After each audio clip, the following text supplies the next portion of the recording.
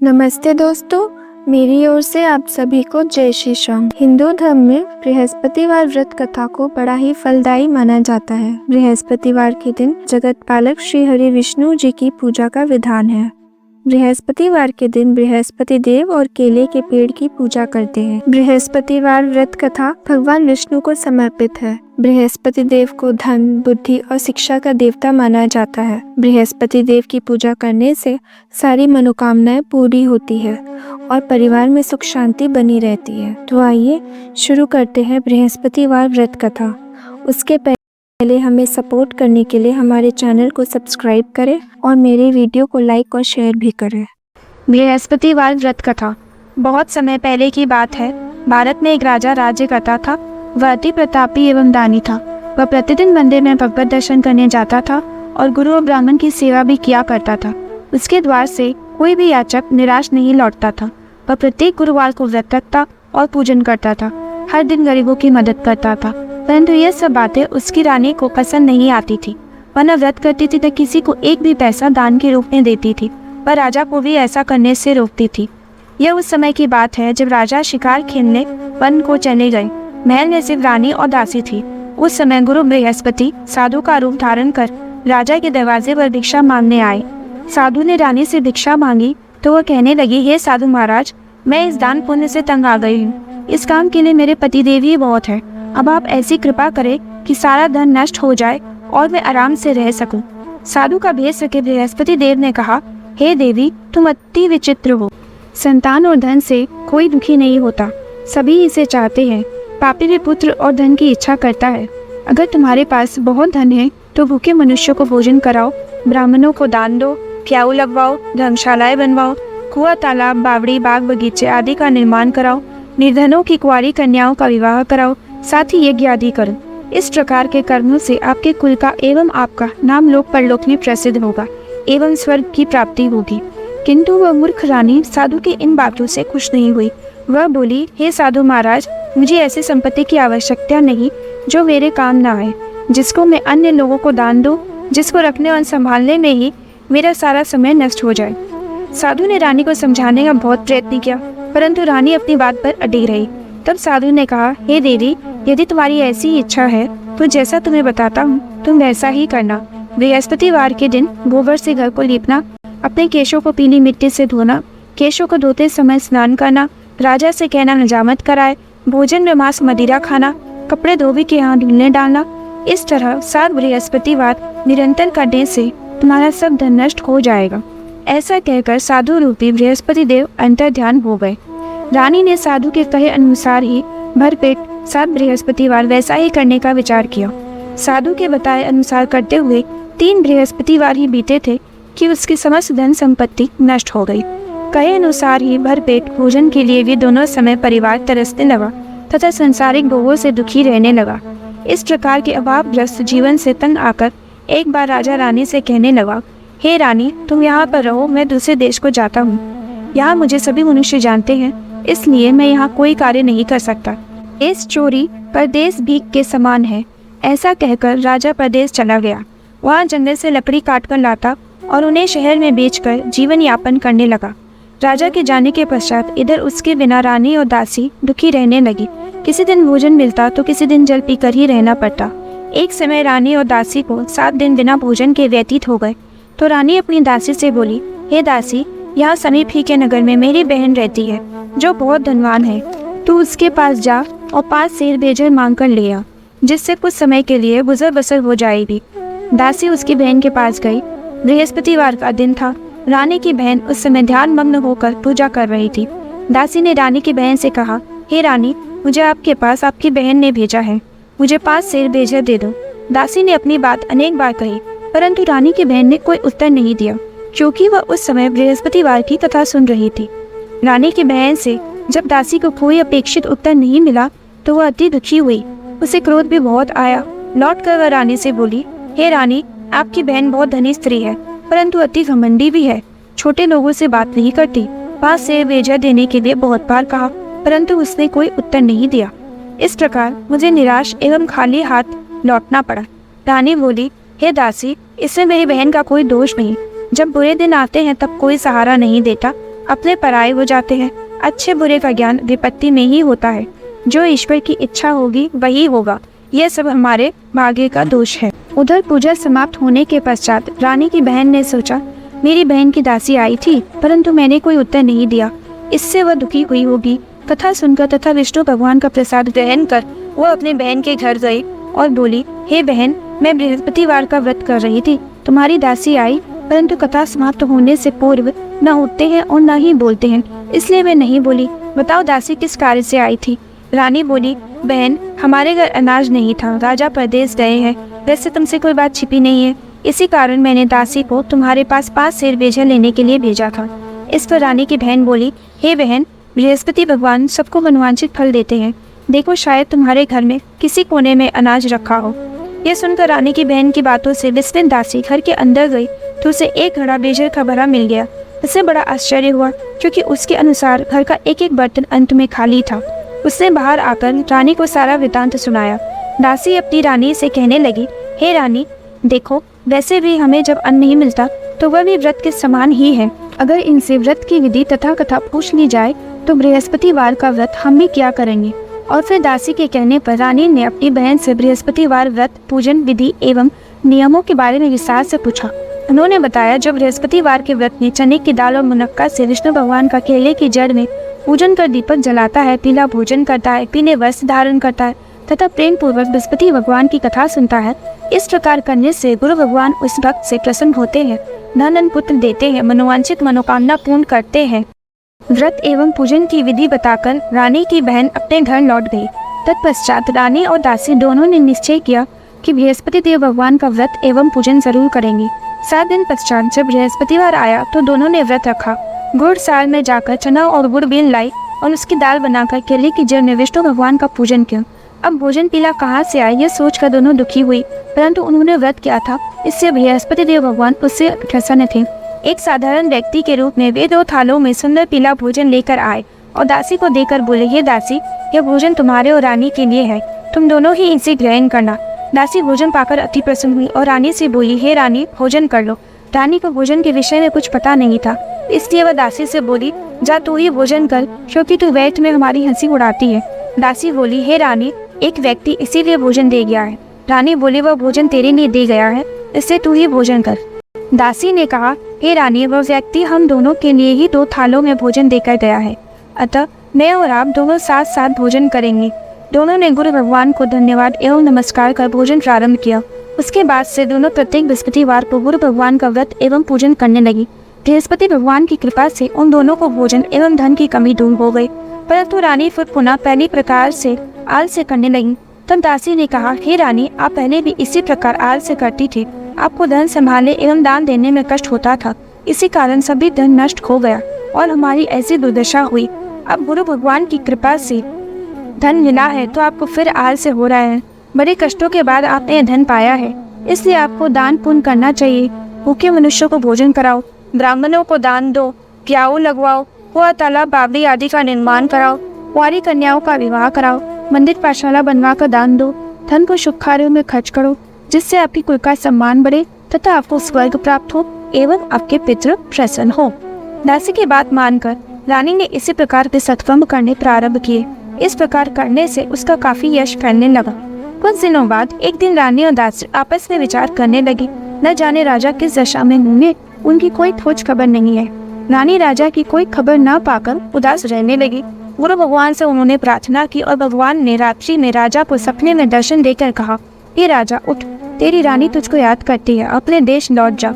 राजा प्रातःकाल उठा, बस सोचने लगा, मैं किस प्रकार रानी के पास खाली हाथ जाऊंगा, मेरे पास तो कुछ भी नहीं। स्त्री जाति खाने और पहनने के साथ ही होती है, पर प्रभु की आज्ञा मानकर वह अपने नगर चलने को तैयार हुआ। परदेश में राजा बहुत दुखी रहने लगा। प्रतिदिन जंगल से लकड़ी बीन कर लाता और उसे शहर में बेचकर अपने दुखी जीवन को बड़ी कठिनाई से व्यतीत करता। एक दिन राजा दुखी होकर अपने पुराने दिनों को याद करके रोने लगा। उस जंगल में बृहस्पति देव एक साधु का रूप धर कर आए और राजा से बोले, हे लकड़हारे, तुम इस ब्यावन जंगल में किस चिंता में बैठे हो, मुझे बताओ। यह सुनकर राजा के आंखों में आंसू भर आए और वह साधु को प्रणाम कर बोला, हे प्रभु, आप सब कुछ जानने वाले हैं। इतना कहकर राजा ने साधु को अपनी समस्त व्यथा सुना दी। तब साधु रूप में गुरु भगवान राजा से बोले, हे राजन, तुम्हारी पत्नी ने बृहस्पतिवार के दिन बृहस्पति देव का अपमान किया था, जिसके कारण तुम्हारी यह दुर्दशा हुई। अब तुम किसी प्रकार की चिंता मत करो, भगवान तुम्हें पहले से अधिक धन प्रदान करेंगे। देखो, तुम्हारी पत्नी ने बृहस्पतिवार का व्रत प्रारंभ कर दिया है। तुम भी बृहस्पतिवार का व्रत करके चने की दाल व गुड़ जल के लोटे में डालकर किले का पूजन करो, फिर कथा कहो या सुनो। भगवान तुम्हारी सभी इच्छाओं की पूर्ति करेंगे। साधु के वचन सुनकर राजा बोला, हे प्रभु, मुझे लकड़ी बेचने के पश्चात इतना पैसा भी नहीं बचता कि भोजन करने के उपरांत कुछ भी बचा सकूं। मैंने रात्रि में अपनी रानी को व्याकुल एवं व्यथित देखा है। मेरे पास कोई साधन नहीं जिससे उसका समाचार भी जान सकूं। इसके अतिरिक्त मैं बृहस्पति देव की कथा भी नहीं जानता हूँ, जिससे कह या सुनकर मैं व्रत धारण कर भगवान बृहस्पति का पूजन कर सकूं। साधु ने कहा, हे राजा, तुम किसी बात की चिंता न करो। बृहस्पतिवार के दिन नित्य की भांति लकड़ियां लेकर शहर में जाओ। तुम्हें रोज से दुगना धन प्राप्त होगा, जिससे तुम भली भांति भोजन कर लोगे तथा गुड़ एवं चने का प्रसाद खरीद कर बृहस्पति देव की पूजा भी कर सकते हो। बृहस्पतिवार की कहानी इस प्रकार से है। प्राचीन समय में एक बहुत ही निर्धन ब्राह्मण था। उसकी कोई संतान नहीं थी। वह नित्य पूजा पाठ करता, स्वभाव से दयालु तथा धार्मिक विचारों वाला व्यक्ति था। उसकी पत्नी बहुत मलिनता के साथ रहती थी। वह न तो स्नान करती, न किसी देवता का पूजन करती। सुबह उठते ही सर्वप्रथम भोजन करती, बाद में घर के अन्य कार्य करती। अपनी पत्नी की ऐसी आदत के कारण ब्राह्मण देवता बहुत दुखी रहते थे। वह अपनी पत्नी को बहुत समझाते, किंतु उसका कोई परिणाम न निकलता। भगवान की कृपा से ब्राह्मण की स्त्री की कन्या उत्पन्न हुई। वह कन्या ब्राह्मण के घर बड़ी होने लगी। वह बालिका प्रातः काल ही स्नान करके भगवान विष्णु का जप करती, बृहस्पतिवार का व्रत भी रखने लगी। पूजा पाठ समाप्त कर पाठशाला जाती तो अपनी मुट्ठी में जो भरकर ले जाती और पाठशाला जाने के रास्ते में डालती जाती। भगवान बृहस्पति की कृपा से वही जो स्वर्ण के हो जाते तो लौटते समय उनको पीन कर घर ले आती। एक दिन वह बालिका सुख में उन सोने के जौ को फटक कर साफ कर रही थी। तभी उसकी माँ ने उसे देख लिया और कहा, हे बेटी, सोने के जौ को फटकने के लिए सुख भी सोने का ही होना चाहिए। दूसरे दिन बृहस्पतिवार था। कन्या ने व्रत रखा और भगवान बृहस्पति से प्रार्थना करके कहा, हे प्रभु, यदि मैंने सच्चे मन से श्रद्धा पूर्वक आपका पूजन एवं व्रत किया हो तो कृपया मुझे सोने का सूप दे दो। बृहस्पति देव ने उसकी प्रार्थना स्वीकार कर ली। नित्य की भांति वह कन्या जो फैलाती हुई पाठशाला चली गई। पाठशाला से लौटकर जब वह जो बिन रही थी तो बृहस्पति भगवान की कृपा से उसे सोने का सूप प्राप्त हुआ। उस सोने के सूप को वह घर ले आई और उससे जो साफ करने लगी, परंतु उसकी माँ का आचरण वैसा ही रहा। एक दिन वह कन्या सोने के सूप में जो साफ कर रही थी, उसी समय अचानक उस नगर का राजकुमार वहां से होकर निकला। कन्या के रूप एवं कार्य को देखकर राजकुमार कन्या पर मोहित हो गया। राजमहल लौटकर राजकुमार अन्न तथा जल त्याग कर उदास होकर लेट गया। राजा को जब अपने पुत्र द्वारा अन्न जल त्यागने का समाचार ज्ञात हुआ तो अपने मंत्रियों के साथ वह राजकुमार के पास गए और बोले, हे बेटा, तुम्हें किस बात का दुख है? किसी ने तुम्हारा अपमान किया है अथवा कोई और कारण है? मुझे बताओ, मैं वही करूँगा जिससे तुम प्रसन्न हो जाओ। राजकुमार ने अपने पिता की बातें सुनी तो वह बोला, आपकी कृपा से मुझे कोई कष्ट नहीं, किसी ने मेरा अपमान भी नहीं किया है, परंतु मैं उस कन्या के साथ विवाह करना चाहता हूँ जो सोने के सूप में जो फटक रही थी। यह सुनकर राजा आश्चर्य में पड़ गया और बोला, हे राजकुमार, इस तरह की कन्या का पता तुम लगाओ, मैं तुम्हारा विवाह अवश्य ही उसके साथ करवा दूंगा। राजकुमार ने प्रसन्न होकर राजा को उस ब्राह्मण कन्या के घर का पता बताया। राजा के आदेश पर मंत्री उस कन्या के घर गए और राजा का आदेश ब्राह्मण को कह सुनाया। कुछ ही दिन बाद ब्राह्मण की कन्या का विवाह राजकुमार के साथ हो गया। घर से कन्या के विदा होते ही ब्राह्मण के घर में पहले की तरह निर्धनता वास करने लगी। अब भोजन के लिए भी अनाज बड़ी मुश्किल से मिलता था। एक दिन दुखी होकर ब्राह्मण देवता अपनी बेटी से मिलने गए। बेटी पिता की ऐसी अवस्था देखकर अत्यंत दुखी हुई। उसने अपनी माँ का समाचार पूछा। ब्राह्मण ने पुत्री को सभी हाल कह सुनाया। पुत्री ने अपने पिता को बहुत सा धन देकर विदा कर दिया। इस प्रकार ब्राह्मण का कुछ समय सुख पूर्वक व्यतीत हुआ, लेकिन धन समाप्त होने के बाद स्थिति पूर्ववत हो गई। ब्राह्मण फिर अपनी पुत्री के यहाँ गया और उसे सभी हाल कह सुनाया। पुत्री बोली, पिताजी, आप अपने साथ माताजी को यहाँ निभा लाओ, मैं उन्हें वह विधि बता दूंगी जिससे दरिद्रता दूर हो जाए। ब्राह्मण देवता अपनी पत्नी को साथ लेकर राजमहल अपनी पुत्री के पास पहुंचे तो पुत्री अपनी माँ को समझाने लगी, हे माँ, तुम सुबह उठकर सर्वप्रथम स्नान आदि करके भगवान विष्णु का पूजन करो तो सब निर्धनता दूर हो जाएगी। परंतु उसकी माँ ने उसकी एक न मानी। वह सुबह उठकर सर्वप्रथम अपनी पुत्री का बच्चा झूठन खा लेती थी। एक दिन उसकी बेटी को अपनी माँ पर बहुत गुस्सा आया। उसने एक रात एक कोठरी से सारा सामान निकालकर अपनी माँ को उसमें बंद कर दिया। प्रातः कोठरी से निकालकर स्नान आदि करा के पूजा पाठ करवाया तो उसकी माँ की बुद्धि ठीक हो गई। इसके बाद वह प्रतिदिन पूजा पाठ करती और प्रत्येक बृहस्पतिवार को व्रत भी रखने लगी। इस व्रत के प्रभाव से उसकी माँ भी अत्यंत धनवान तथा पुत्रवती हो गई और बृहस्पति देवता की कृपा से वृद्धावस्था में मृत्यु को प्राप्त कर स्वर्ग को गई। वह ब्राह्मण भी सुखपूर्वक इस लोक का सुख भोग कर स्वर्ग को प्राप्त हुआ। इस प्रकार कहानी कहकर साधु देवता वहां से अंतर्ध्यान हो गए। धीरे धीरे समय बीत गया और बृहस्पतिवार का दिन आ गया। लकड़हारा रूपी राजा जंगल से लकड़ी काटकर किसी शहर में बेचने गया। आज उसे और दिनों से अधिक धन मिला। राजा ने चना गुड़ आदि लाकर भगवान विष्णु का पूजन किया तथा बृहस्पतिवार का व्रत किया। उस दिन से उसके सभी कष्ट दूर हो गए, परंतु अगले बृहस्पतिवार को वह व्रत करना भूल गया। इसी कारण बृहस्पति भगवान उससे रुष्ट हो गए। उस दिन उस नगर के राजा ने विशाल यज्ञ का आयोजन किया तथा अपने समस्त राज्य में घोषणा करवा दी कि कोई भी मनुष्य अपने घर में भोजन न बनाए और आग भी न जलाए। सब लोग मेरे यहाँ भोजन करने आए।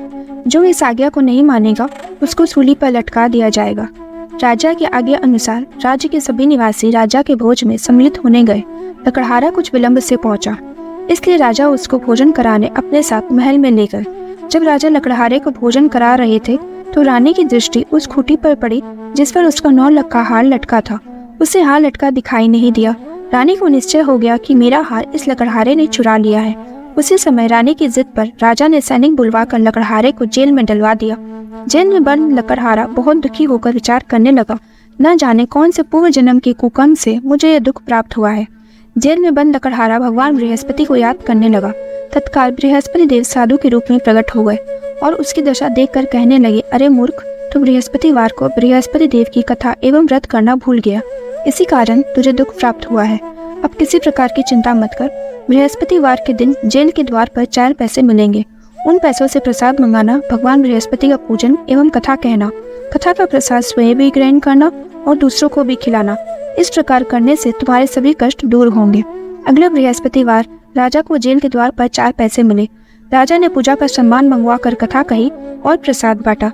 उसी रात बृहस्पति देव ने उस नगर के राजा को सपने में दर्शन देकर कहा, हे राजा, तूने जिस आदमी को जेल में बंद कर रखा है वह निर्दोष है, वह राजा है, उसे छोड़ दो। रानी का 9 लाख का हार उसी खूंटी पर लटका है। अगर तू ऐसा नहीं करेगा तो मैं तेरे राज्य को नष्ट कर दूंगा।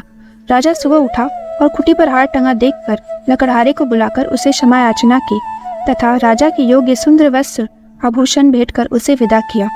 बृहस्पति देव की आज्ञा अनुसार राजा अपने नगर को चल दिया। जब वह नगर के निकट पहुंचा तो उसे बहुत आश्चर्य हुआ। वहाँ पहले से अधिक तालाब, बाग और कुएं तथा बहुत सी धर्मशालाएं, मंदिर आदि बने हुए थे। राजा ने जब नगरवासियों से पूछा कि ये सब बाग, तालाब, धर्मशालाएं एवं कुएं किसके द्वारा बनवाए गए हैं, तब सब लोग कहने लगे, ये सब रानी और दासी द्वारा बनवाए गए हैं। राजा को बहुत आश्चर्य हुआ, परंतु क्रोध भी बहुत आया। जब रानी ने यह खबर सुनी कि राजा आ रहे हैं तो उसने दासी से कहा, हे दासी, देख, राजा हमें अति दीन अवस्था में छोड़ गए थे। वह हमारी ऐसी हालत देखकर कहीं द्वार से लौट न जाए, इसलिए तू द्वार पर खड़ी हो जा। रानी की आज्ञा अनुसार दासी दरवाजे पर खड़ी हो गई और जब राजा आए तो उन्हें अपने साथ महल में लिवा लाई। तब राजा ने क्रोध करके अपनी तलवार निकाली और रानी से पूछा, बताओ, इतना धन तुम्हें कैसे और किस प्रकार प्राप्त हुआ? तब रानी ने बताया, ये सब धन हमें बृहस्पति देव के व्रत के प्रभाव से प्राप्त हुआ। अब राजा ने निश्चय किया कि 7 दिन बाद तो सभी बृहस्पति देव का पूजन करते हैं, परंतु मैं प्रतिदिन दिन में 3 बार कथा कहा करूंगा तथा नित्य व्रत किया करूंगा। अब हर समय राजा के दुपट्टे में चने की दाल बंधी रहती तथा दिन में 3 बार वह कथा कहता। ऐसे ही एक दिन राजा ने विचार किया, चलो अपनी बहन के यहाँ हो आऊं। ऐसा निश्चय कर राजा घोड़े पर सवार होकर अपनी बहन के यहाँ चल दिया। मार्ग में उसने देखा कि कुछ आदमी एक मुर्दे को लिए जा रहे हैं। उन्हें रोककर वह कहने लगा, अरे भाइयों, मेरे बृहस्पति देव की कथा सुन लो। वे बोले, लो, हमारा आदमी मर गया है, इसको अपनी कथा की पड़ी है। परंतु कुछ आदमी बोले, अच्छा कहो, हम तुम्हारी कथा भी सुनेंगे। राजा ने दान निकाली और कथा कहनी शुरू कर दी। जब कथा आदि हो गई तो मुर्दा हिलने लगा और जब कथा समाप्त हुई तो राम राम करके वह मुर्दा खड़ा हो गया। राजा आगे चला। उसे चलते चलते शाम हो गई। आगे मार्ग में उसे एक किसान खेत में हल चलाता मिला। राजा उससे बोला, अरे भैया, तुम मेरे बृहस्पतिवार की कथा का श्रवण कर लो। किसान बोला, जब तक मैं तेरी कथा सुनूंगा तब तक 4 हरिया जोत लूंगा। जाओ भैया, अपनी कथा किसी और को सुनाना। राजा आगे चलने लगा। राजा के हटते ही किसान के बैल पछाड़ खाकर गिर गए और किसान के पेट में बहुत तेज दर्द होने लगा। उसी समय किसान की माँ रोटी लेकर आई। उसने जब यह देखा तो अपने पुत्र से सारा हाल पूछा। बेटे ने सारा हाल बताया।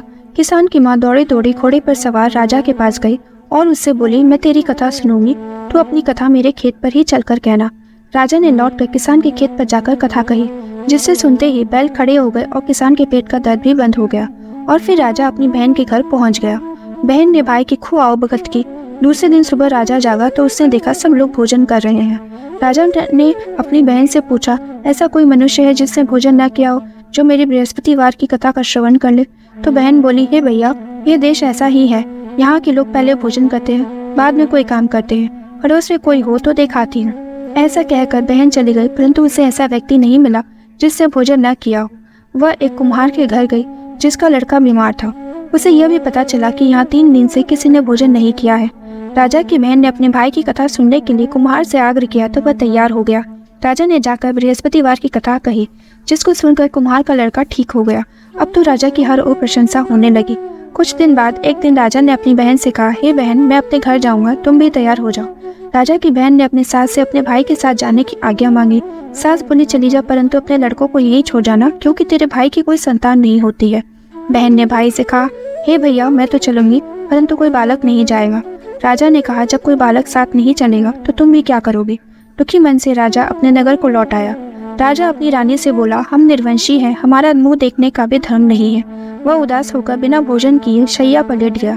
रानी बोली, हे प्रभु, भगवान बृहस्पति ने हमें सब कुछ दिया है, वे हमें संतान भी अवश्य देंगे।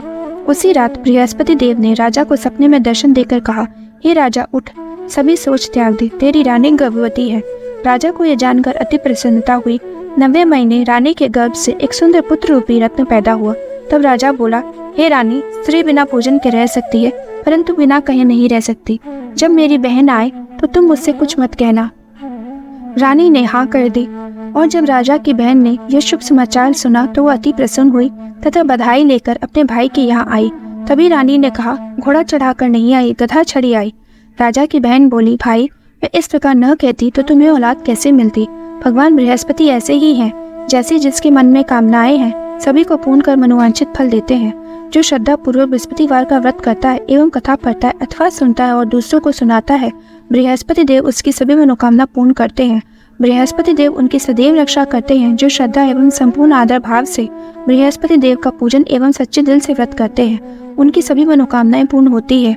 सच्चे मन एवं हृदय से रानी और राजा ने बृहस्पति देव की कथा का गुणगान किया।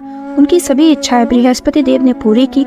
इसलिए सबको कथा कहने अथवा सुनने के बाद बृहस्पति भगवान का प्रसाद ग्रहण करना चाहिए तथा सच्चे मन एवं भावना से भगवान बृहस्पति का मनन करते हुए सदा उनकी जय जयकार करनी चाहिए। जय हो बृहस्पति देव।